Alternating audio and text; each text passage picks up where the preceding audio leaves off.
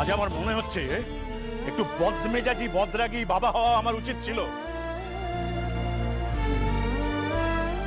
তাহলে এই মুহূর্তে তোর সব কথার উত্তর আমার এই হাত দিত। হাত বাবা,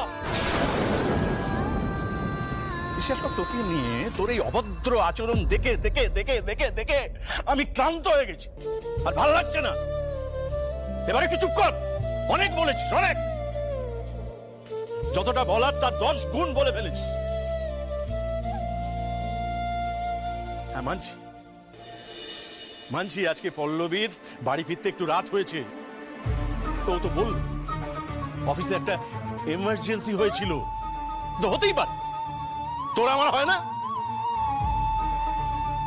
আর ও তো বুঝদার মেয়ে। শুধু ও কেন, আমার 2 মেয়ে পল্লবী আর ঝিনু, এই দুজন তোর আর শান্তনুর থেকে অনেক বেশি সেন্সিবল। ছোটবেলা থেকে কোনোদিন আমাদের না জানিয়ে বাড়ির বাইরে যায়নি, সিনেমা দেখতে যায়নি, ঘুরতে যায়নি, বেড়াতে যায়নি, রাত করে বাড়ি ফেরেনি। ওই 2 ভাইয়ের থেকে অনেক বেশি সেন্সিবল ওরা, বরং তোদের জন্য, এই 2 ভাইয়ের জন্য আমাদের অনেক বেশি দুশ্চিন্তা করতে হয়েছে, অনেক বেশি জ্বালিয়েছিস তোরা আমাদের। তোরা 2 ভাই যখন দিনের পর দিন রাত করে বাড়ি ফিরতিস, আমি আর তোর মা যখন দুশ্চিন্তা করে মাথা খারাপ করতাম, তখন দোষ হতো না? অন্যের দিকে আঙুল তুললে বাকি 3টে আঙুল নিজের দিকে থাকে। পল্লবী যথেষ্ট বুঝদার, বড় হয়েছে ও। আরে বাবা, ওকে একটু স্বাধীনভাবে বাঁচতে দে না।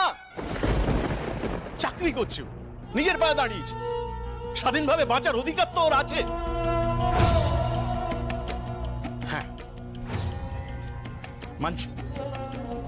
মানছি দাদা হিসেবে দুশ্চিন্তা তুই করতেই পারিস বোনকে নিয়ে, হ্যাঁ, কিন্তু সব ক্ষেত্রে সেই দুশ্চিন্তাটা চিৎকার করে একবারে জাহির করতে হবে।